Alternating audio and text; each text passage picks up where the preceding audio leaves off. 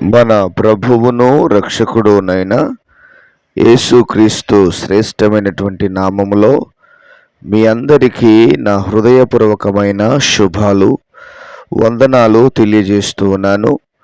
ఈరోజు దేవుని యొక్క వాక్యము యెషయా గ్రంథం 55వ అధ్యాయం 9వ వచనాన్ని 8వ వచనాన్ని చదువుకుందాం.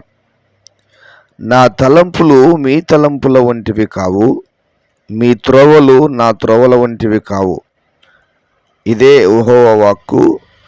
ఆకాశములు భూమికి పైన ఎంత ఎత్తుగా ఉన్నవో మీ మార్గముల కంటే నా మార్గములు, మీ తలంపుల కంటే నా తలంపులు అంత ఎత్తుగా ఉన్నవి. మరొకసారి చదువుకుందాం. యెషయా గ్రంథం 55వ అధ్యాయం 8, 9వ వచనం. నా తలంపులు మీ తలంపుల వంటివి కావు, మీ త్రోవలు నా త్రోవల వంటివి కావు. ఇదే యెహోవా వాక్కు. ఆకాశములు భూమికి పైన ఎంత ఎత్తుగా ఉన్నవో మీ మార్గముల కంటే నా మార్గములు, మీ తలంపుల కంటే నా తలంపులు అంత ఎత్తుగా ఉన్నవి. దేవుని మహోన్నతమైన పరిశుద్ధమైన నామమునకు మహిమ కలుగునుగాక. క్రీస్తునందు నా ప్రియమైన వారలారా, ప్రభు మనల్ని కాచి కాపాడుతూ భద్రపరుస్తూ క్షేమమును దయచేస్తూ ఆయన మన ఎడల మానక తన కార్యాలను జరిగిస్తూ ఉన్నాడు. మానక తన కృపను అనుగ్రహిస్తూ ఉన్నాడు. మానక తన దయతో మనల్ని కప్పుతా ఉన్నాడు. దేవునికి స్తోత్రం. దేవుడు మన ఎడల కలిగి ఉన్న ఆలోచనలు, దేవుడు మన ఎడల కలిగి ఉన్నటువంటి తలంపులు అవి ఉన్నతమైనటువంటివి, మహోన్నతమైనటువంటివి. దాన్ని ఎలా కొలవచ్చు మనం మరి అని అంటే, భూమికి ఆకాశానికి ఎంత ఎత్తుగా ఉన్నాయో, ఆకాశానికి భూమికి మధ్య ఎంత ఎత్తు ఉన్నదో ఆయన తలంపులు మన ఎడల అంత ఎత్తుగా ఉన్నవి.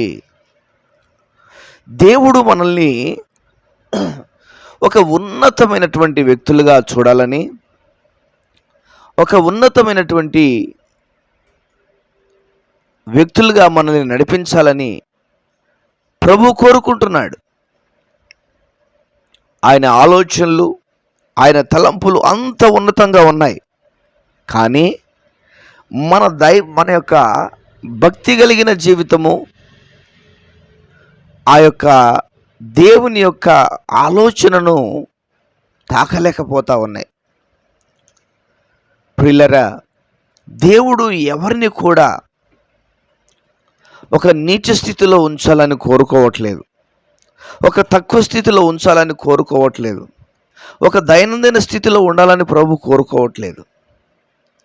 ఆయన ఎలా ఉన్నాడో ఆయన పిల్లలు కూడా అలా ఉండాలి అనేటువంటిది ఆయన ఆలోచన.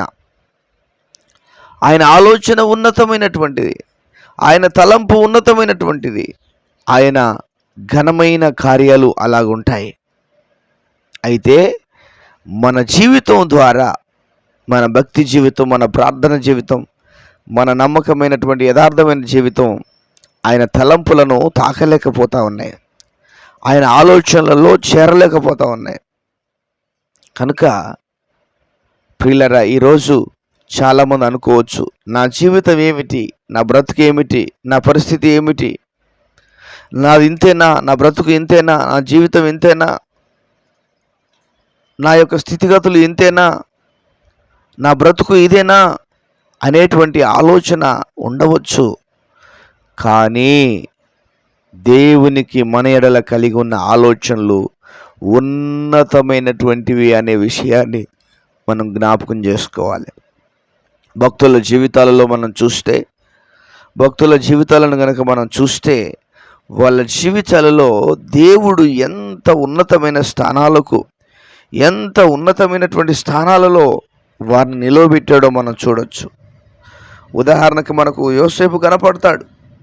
ఒక బానిస, ఒక అమ్మబడిన వ్యక్తి, ఒక త్రోయబడిన వ్యక్తి, ఒక ద్వేషించబడిన వ్యక్తి, ఒక తృణీకరింపబడిన వ్యక్తి. అయినా కూడా దేవుడు తృణీకరించలేదు, దేవుడు ద్వేషించలేదు, దేవుడు కాదు అనలేదు. యోసేపును ఐగుప్తులోనికి ఒక ఉన్నతమైన స్థానంలోనికి ప్రభు నడిపించినట్లుగా మనం చూస్తూ ఉన్నాం. అంత మాత్రమే కాదు, తన కుటుంబానికి తానే పెద్ద దిక్కుగా మార్చబడ్డాడు. ఒకప్పుడు దేశించబడ్డాడు, అందరి చేత దేశించబడ్డాడు, అందరి చేత తృణీకరింపబడ్డాడు, చెరసాల్లో వేయింపబడ్డాడు. ప్రియమైన దేవుని బిడ్డలారా, నేరము మోపబడిన వ్యక్తి. కానీ ఒకరోజు ఆయనే అందరికీ ఆధారమయ్యాడు. ఆయనే అందరికీ ఆహారము పెట్టగలిగిన వాడిగా మార్చబడ్డాడు. ఆయనే అందరికీ ఒక పెద్ద దిక్కుగా మార్చబడ్డాడు. చూడండి, దేవుని యొక్క ఆలోచనలు ఎంత ఉన్నతముగా ఉన్నాయో మనం అర్థం చేసుకోవాలి. రెండవ ఉదాహరణ మనం చూస్తే దావీదు యొక్క స్థితి ఒక సాధారణమైనటువంటి స్థితి. గొర్రెల కాపరి, తృణీకరింపబడిన వాడు, కడసారి వాడు, లెక్కలేనటువంటి వాడు. వీడేం చేస్తాడులే, వీడు దీనికే పనికి వస్తాడులే, వీరికి ఇదే కరెక్ట్లే అనుకున్నటువంటి వ్యక్తి దావీదు. కానీ దేవుడు అనుకున్నాడా? దేవుడు దావీదును ఉన్నతంగా చూశాడు, ఘనుడిగా చూశాడు, ఘనమైన వానిగా చూశాడు. కనుకనే దావీదు ఎడల దేవుడు తన కార్యాలను ఉన్నతంగా తీర్చిదిద్దాడు. కనుక నా ప్రియమైన వారలారా, మన జీవితాల్లో కూడా దేవుడు ఉన్నతమైనటువంటి వాడు. ఆయన ఆలోచనలు, ఆయన తలంపులు ఉన్నతంగా ఉన్నాయి మన పట్ల. మనం అది రీచ్ కావాలి దేవుని సన్నిధిలో. అటువంటి కృప, ధన్యతను, భాగ్యమును ప్రభు మనందరికీ అనుగ్రహించునుగాక. ప్రార్థన చేసుకుందాం. ప్రియుడైన తండ్రి, విన్న మాటలు మా వినికిడిలో దీవించి ఆశీర్వదించు ప్రభా. ఒక్కొక్కరి జీవితంలో ఘనమైన కార్యాలు జరిగించు ప్రభా. ఎవరు ఎలాంటి అవసరతల మధ్యలో ఉన్నారో మీరు ఎరుగుదురు, ఎలాంటి అక్కర్ల మధ్యలో ఉన్నారో మీరు ఎరుగుదురు. వారి అవసరాలు, వారి అక్కర్లు తీర్చబడాలి.